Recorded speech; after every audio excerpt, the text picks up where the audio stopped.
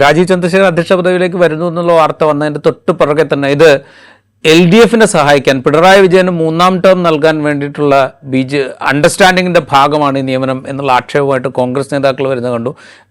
Prominent ആയിട്ടുള്ള കോൺഗ്രസ് നേതാക്കളെ കുറിച്ചല്ല ഞാൻ പറയുന്നത്, അല്ലെങ്കിൽ ഇപ്പോൾ KPC പ്രസിഡന്റ് അങ്ങനെ പറഞ്ഞു എന്നുള്ള അർത്ഥത്തിലല്ല. പക്ഷേ കോൺഗ്രസിൽ നിന്ന് അങ്ങനെ ഒരു വ്യാഖ്യാനം വരുന്ന കാഴ്ച നമ്മൾ കണ്ടു. ഇപ്പുറത്ത് ഇത് UDFനെയാണ് ബാധിക്കാൻ പോകുന്നത് എന്ന് വിശകലനം ചെയ്യുന്ന ആളുകളുണ്ട്. ഈ രണ്ട് മുന്നണി സംവിധാനങ്ങളെ സംബന്ധിച്ചും ഈ നിയമനം അത് ഏത് വിധത്തിലായിരിക്കും അവരെ ബാധിക്കാൻ ഇടയുള്ളത്?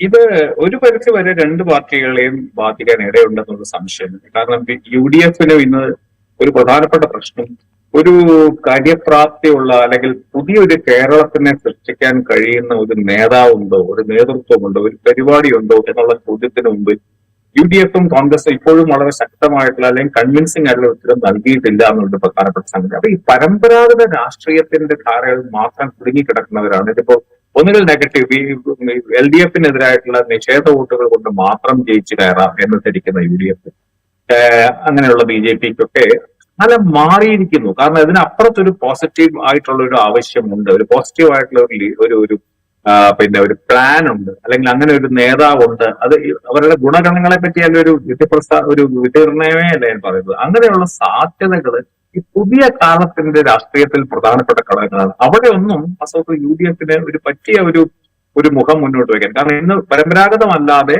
കേരളത്തിന്റെ പ്രശ്നങ്ങൾ പരിഹരിക്കാൻ അത് ഇല്ല എന്നുള്ളത് വാസ്തവത്തിൽ LDFനെ വളരെ ഒരു പരിധിവരെ സഹായിച്ചിട്ടുണ്ട്. പിണറായി വിജയനെ പോലെയുള്ള ഒരു ശക്തനായ നേതാവും അദ്ദേഹത്തിന്റെ നേതൃത്വ രീതികളെ പറ്റിയൊക്കെ അഭിപ്രായ വ്യത്യാസങ്ങൾ, അദ്ദേഹം ശക്തനാണ്, അദ്ദേഹത്തിന് സംഘടന മുന്നോട്ട് കൊണ്ടുപോകാൻ കഴിയും, അദ്ദേഹത്തിന് സംസ്ഥാനത്തിന് മുന്നോട്ട് കൊണ്ടുപോകാൻ കഴിയും എന്നുള്ള ഒരു ധാരണയുണ്ട്. അതിനോടൊപ്പം നമുക്ക് ആ നയങ്ങളോട് വളരെ ശക്തമായ വിമർശനമുണ്ടെങ്കിൽ ഒരു നയം, കേരളത്തിന് വേണ്ടി ഒരു പ്ലാൻ ഉണ്ട് എന്നുള്ള ഒരു സന്ദേശം നൽകുന്ന ഒരാൾ.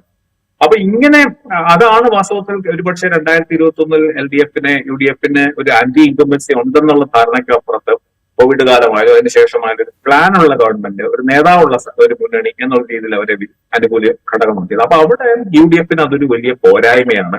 അത് ഇദ്ദേഹത്തിന്റെ വരവോടുകൂടി അത് കൂടുതലും വലിയ പോരായ്മയാണ്. LDFനെ സംബന്ധിച്ചുള്ളതാണെങ്കിൽ LDFന് ഇങ്ങനെ ഒരു നേതാവും ഒരു പ്ലാനും ഉണ്ട് എന്നുള്ളതായിരുന്നു UDFനെക്കാട്ടിലും BJPയെക്കാട്ടിലും മുന്നിൽ നിർത്താൻ കഴിഞ്ഞത്. അവിടെ ഈ LDFന് അത് ഉണ്ടെങ്കിൽ, LDFന് അങ്ങനത്തെ പ്ലാനും നേതാവും ഉണ്ടെങ്കിൽ ഒരുപക്ഷെ തങ്ങൾക്കും ഇങ്ങനെ ഒരു നേതാവും അതിനുള്ളൊരു പ്ലാനും അതിന് എന്താ പറയാ അദ്ദേഹത്തിന്റെ കാര്യപ്രാപ്തി ബിസിനസ്സിലും മറ്റിടത്തും ഒക്കെ തെളിയിച്ച ഒരു വ്യക്തി എന്നുള്ള രീതിയിൽ ഒരു നേരത്തെ പറഞ്ഞ ആ കോൺസ്റ്റിറ്റ്യുവൻസി അഡ്രസ് ചെയ്യാൻ പറ്റിയ ഒരു നേതാവ് എന്നുള്ള രീതിയിൽ BJP മുന്നോട്ട് വെക്കുന്ന ഈ കരുവിനും LDFന് മുമ്പിലും വെല്ലുവിളി ഉയർത്താൻ കഴിഞ്ഞു. അപ്പൊ രണ്ടു പക്ഷത്തിനും അതൊരു ഭീഷണിയാണ്.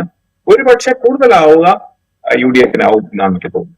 അല്ലെ, LDFുമായിട്ടോ CPMുമായിട്ടോ ധാരണയുണ്ട് എന്ന് പറയുന്നത് യാതൊരു അർത്ഥമുണ്ടെന്ന് എനിക്ക് തോന്നുന്നില്ല.